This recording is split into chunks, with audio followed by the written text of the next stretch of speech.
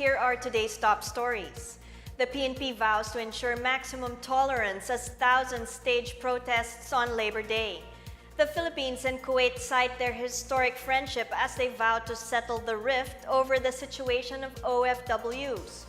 A broadcast journalist is gravely injured after being shot by unknown assailants in Dumaguete City. And Tourism Secretary Juan De Teo denies irregularities in the Department of Tourism's advertisements aired by PTV4. Good day, I'm Pia Rosas Morato. Welcome to the PNA Newsroom.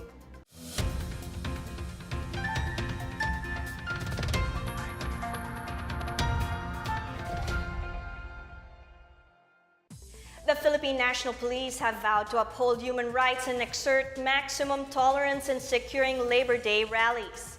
PNP Chief Oscar Albayalde says they have deployed 10,000 personnel to keep the peace during the rallies around Metro Manila. Human rights officers were also assigned to monitor the rallies, including the actions of police personnel. Albayalde urged rallyists to police their own ranks to prevent interference from saboteurs who will cause chaos in the rallies. The Nagkaisa Labor Union and the Kilusang Mayo Una earlier claimed they will mobilize 150,000 protesters all over the country, with 60,000 of them converging in Mendiola. The PNP, however, said based on experience, they expected as many as 5,000 to participate in the rallies. The Philippines is optimistic that diplomatic rift with Kuwait will be settled after the Gulf state committed to cooperate with the Philippine government to maintain ties. Nordin Pendocina Lomondot, Consul General of the Philippine Embassy in Kuwait, is hopeful that the two countries can move forward and iron out their misunderstandings. Kuwait Deputy Foreign Minister Khaled Al-Jarala said that the Gulf state is willing to work with Manila to continue and revive its relations. Al-Jarala said Kuwait is ready to assist the Philippines in addressing labor issues that mostly affect household service workers. President Duterte earlier mentioned that the Philippines has always been a friend of Kuwait, especially during the first Gulf War when it supported them after the invasion of Iraqi forces. Al-Jarala said this historic friendship could help overcome the exceptional circumstance the Philippines and Kuwait are in. On Monday, presidential spokesperson Harry Roque revealed that Labor Secretary Sylvester Bello III and other cabinet members will visit Kuwait on the first week of May. The Philippine Drug Enforcement Agency barred the list of barangay officials allegedly involved in illegal drugs. PDEA also warned that officials whose barangays do not have anti-drug abuse councils or BADACs may face charges. More in this report. The Philippine Drug Enforcement Agency, or PDEA, is set to file charges against the 207 barangay officials included in President Rodrigo Duterte's so-called narco list, or those suspected to be involved in illegal drugs. PDEA Director General Aaron Aquino said the list includes 90 barangay chairmen and 117 barangay councilors. The officials in the list are suspected to be either users, pushers, drug lords, or protectors. The filing of charges against them will come in a week or two. Aquino said PDEA is making the announcement ahead of the May 14 barangay and Sangguniang Kabataan elections, so the public will have some guide on who to vote to lead their communities. Aside from the names in the list, 274 more barangay officials are being investigated, also for their possible involvement in illegal drugs. Once the validation is completed, PDEA would also reveal the names of the community officials, Aquino said. Meanwhile, Department of Interior and Local Government Officer in charge Eduardo Año has announced the filing of charges against barangay officials who had failed to form their respective barangay anti-drug and abuse councils, or BADACs. The DILG had issued 4 memorandum circulars urging all barangays nationwide to create and revitalize their respective anti-drug abuse councils. At present, there are still 16 barangays in the country with no organized BADACs yet. For the PNA Newsroom, I'm Maricor Zapata. President Rodrigo Duterte signed today the executive order ending the practice known as ENDO, or the end of a contractual employee's term. The newly signed EO prohibits illegal contracting or subcontracting and ensures employee security of tenure. The president, however, says the executive order is not enough to stop Endo and urged Congress to revisit and amend or revise the labor code. The House of Representatives has passed a bill to end contractualization, while a counterpart bill is still pending in the Senate. The signing of the EO ending contractualization is a fulfillment of one of President Duterte's campaign promises. The Department of Agrarian Reform has identified tracts of agricultural land in Boracay which are ready to be subjected to the government's comprehensive agrarian reform program. DAR Acting Secretary John Castriciones says his agency is just awaiting President Rodrigo Duterte's official go signal to start implementing agrarian reform in the island resort. Castriciones says DAR has identified some 15.5 hectares of land in Boracay ready for carp because of the absence of structures. Before departing for Hainan, China earlier this month, President Duterte announced his intention of implementing agrarian reform in Boracay to benefit farmers on the island.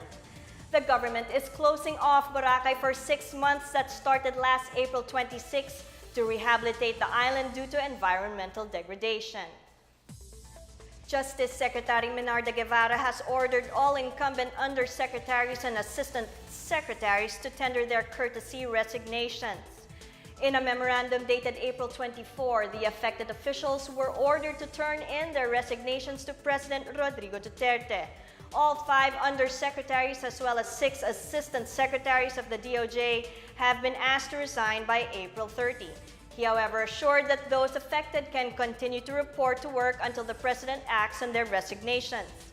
4 of the undersecretaries, who are fraternity brothers of President Duterte and former Secretary Vitaliano Aguirre, have tendered their resignations. Assistant Secretary Adonis Sulit, who is a career official and enjoys security of tenure, is the only one who did not resign. Still to come, the Bases Conversion and Development Authority opens the bidding for the private operator of the Clark International Airport. A broadcast journalist is gravely injured after being shot by unknown assailants in Dumaguete City. These and more when the PNA Newsroom continues.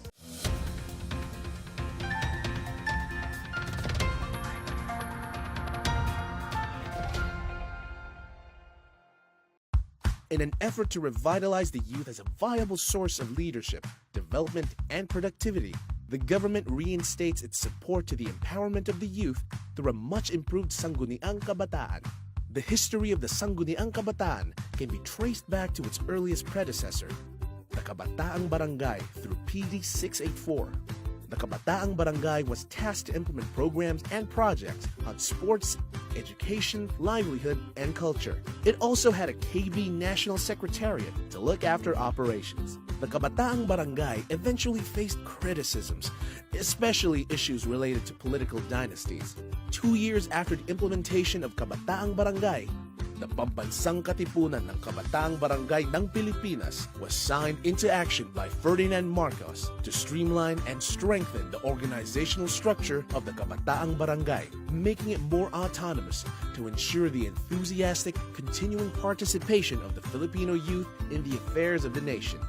In 1987, the Presidential Council for Youth Affairs was created in place of the Kabataang Barangay National Secretariat. Its chairman and members are appointed by the President, and it provides a forum for continuing dialogue between the government and the youth sector. The Local Government Code of 1991 created the Sangguniang Kabataan, thereby abolishing the Kabataang Barangay. The Local Government Code also institutionalized the allocation of 10% of the general fund of the barangay solely for youth development. SK council members were elected by the Katipunan ng Kabataan. The SK became the youth's platform in local governance as the body tasked to initiate programs for the development of the youth. By virtue of Republic Act 8044, the National Youth Commission was created, replacing PCYA. The NYC was tasked to promote the youth's well-being and lead youth development activities. The commission is led by the youth themselves, the chairman being aged 18 to 45, and the commissioners being 18 to 40 years in age. In the reformed Sangguniang Kabataan, federations will only be up to the provincial level. In effect, the seat for the SK Pambansang Federasyon is abolished. Reforms in the SK were first institutionalized in 2002. The age of katipunan ng kabataan members and qualified SK candidates were changed to 15 up to 17 years of age. Common SK-sponsored activities are basketball leagues, beauty pageant contests, and building of sitio and barangay arcs.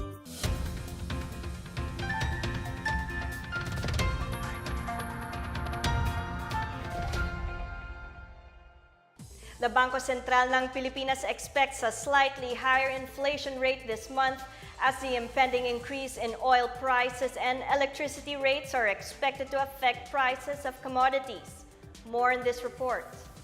The Bangko Sentral ng Pilipinas has made what it calls a slight upward revision in its inflation rate forecast for April.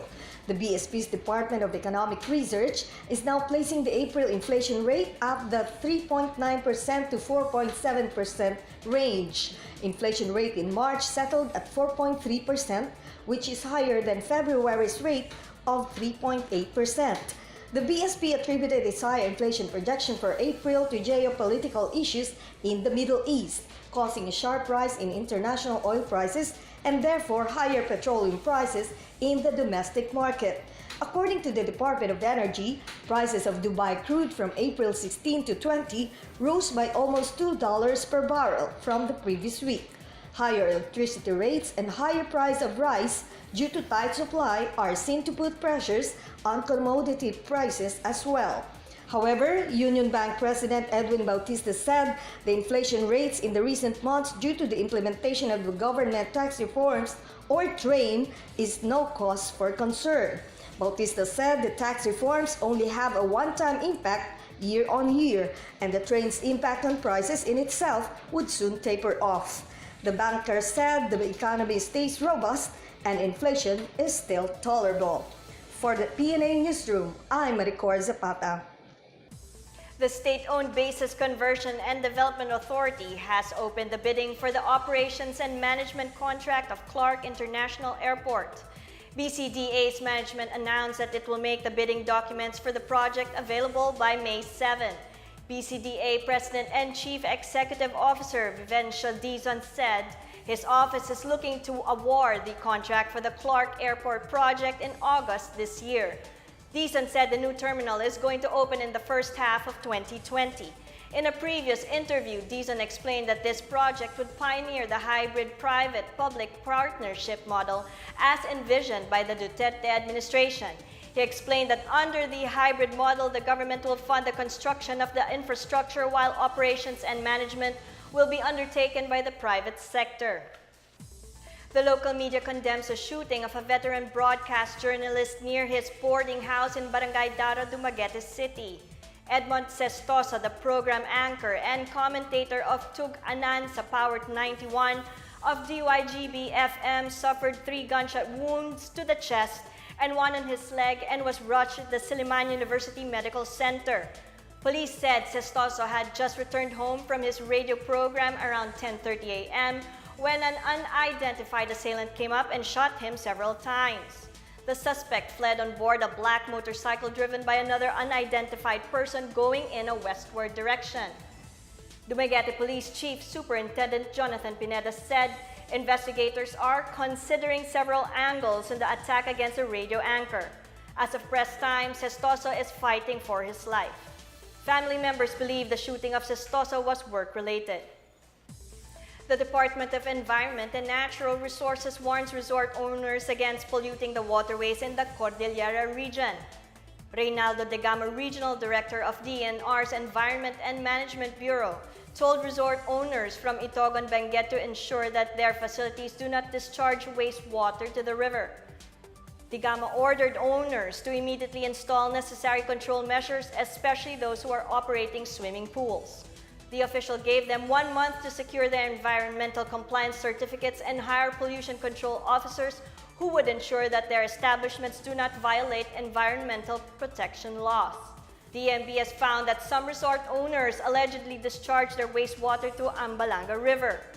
The EMB has just signed a memorandum of agreement with the municipality of La Trinidad, Benguet and some stakeholders to protect and preserve the Balili River under the DENR's Adopt an Estero program. The Balili River is the main water body that traverses Benguet's capital town of La Trinidad. The Philippine National Police and Commission on Elections have initiated the signing of a peace covenant by all candidates for the May 14 Village and Youth Council elections in the Eastern Visayas region. Senior Superintendent Leonardo Suan, PNP Eastern Visayas Deputy Regional Director for Operations, said the signing has kicked off in Northern Samar last week. It will be done in other provinces after the COMELEC provides the final list of official candidates. All candidates are enjoined to sign the peace covenant to ensure peaceful, clean, non-partisan, and honest elections. On top of the peace covenant signing, policemen will also conduct Operation Tokhang in communities with a history of poll-related violence. The Philippine National Police have identified 284 villages in Eastern Visayas. Up next, Tourism Secretary Wanda Teo denies irregularities in the Department of Tourism's advertisements aired by PTV4. Marawi residents are given various technical skills training for them to develop a new source of livelihood.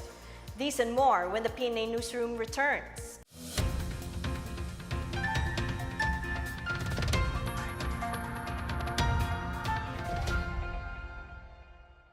Clamor for more reforms in the SK were eventually raised because of issues on corruption, political dynasties, and readiness of SK officials. To give time for SK reforms, the 2013 SK elections was postponed by virtue of RA 10632.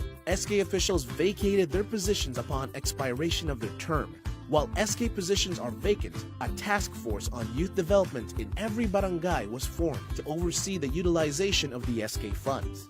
3 years after the last SK elections, the SK Reform Act was signed into law.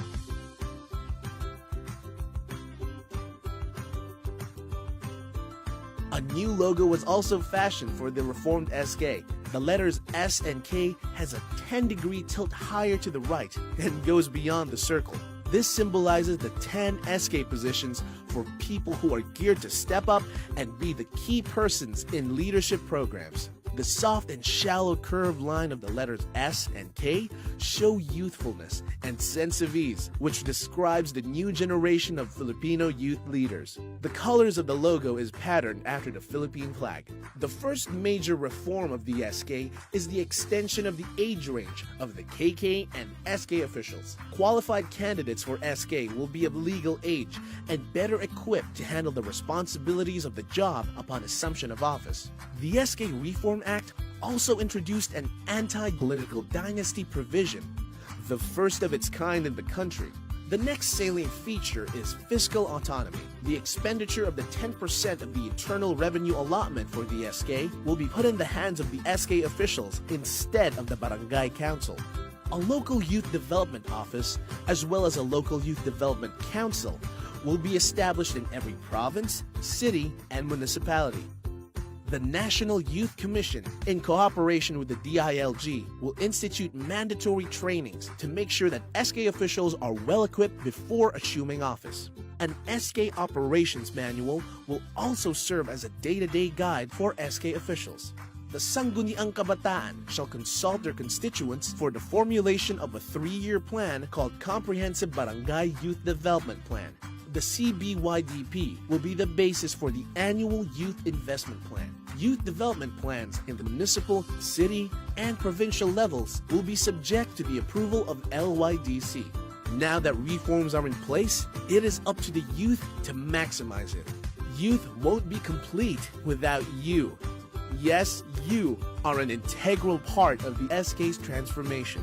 Tara na kabataan! Simulan na natin ang bagong SK.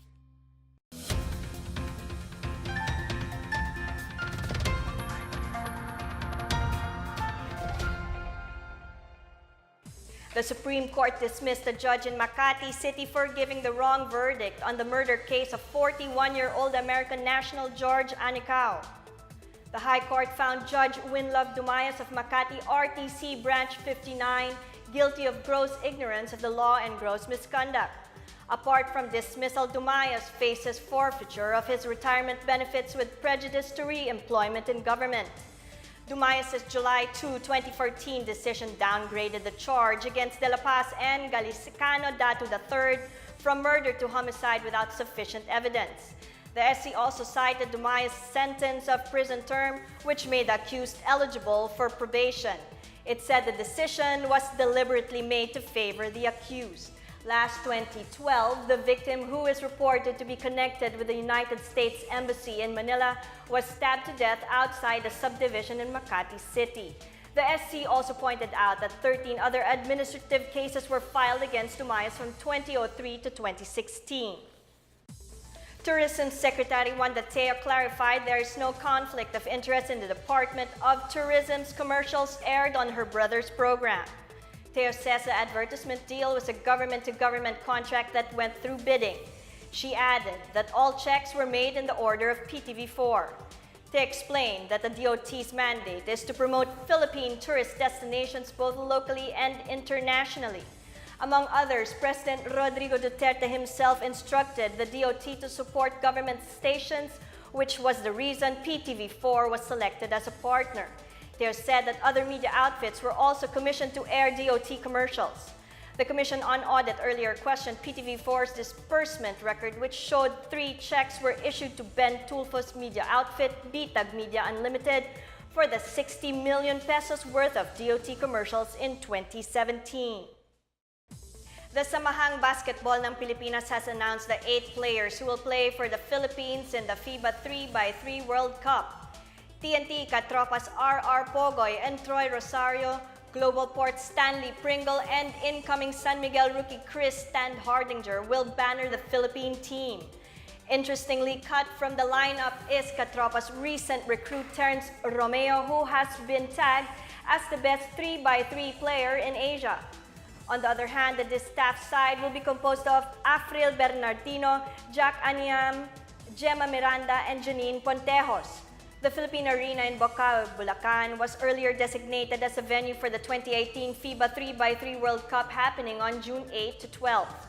The SPP said the event is part of determining the venue's readiness as a probable main venue of the 2023 FIBA World Cup. Today on our feature story, Marawi residents are given various technical skills training to help them develop a new source of livelihood as the city slowly recovers from the ravages of war. More in this report from Calvin Pinaco.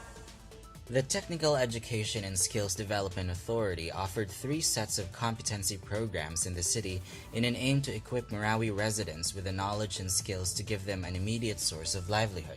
Motorcycle small engine system training programs focused on servicing, electrical wiring, and overhauling. It began last April 10 and would last for 18 to 21 days. Almer Bong Nogoy, a trainer sent by TESDA, said that through the training, trainees would be able to repair their own motorcycles and better job opportunities would open up for them. One of the servicing MSES trainees, Muhammad Hassan Di Maporo Jr., shared that he once worked as a driver in Metro Manila. Since the siege, he chose not to leave Marawi because he's worried about his family. He has been searching for various jobs in the city. Sometimes he works as a part-time jeepney driver. Looking for passengers was a challenge for him because the city wasn't as busy as it once was. He, along with the other trainees, joined the program in hope to find work to support their families. He added that they are pursuing this TESDA training for they will learn a lot from it and will be able to use what is being taught in the training. As more residents like Di Maporo return to Marawi and try to get their normal lives back, the Task Force Bangon Marawi's Business and Livelihood Subcommittee continued to come up with programs that would provide better opportunities for them. Together with John Paul Soriano, for PNA Newsroom, Calvin Pinaco, Philippine Information Agency. Let's now check out the weather forecast for Metro Manila and the rest of the country.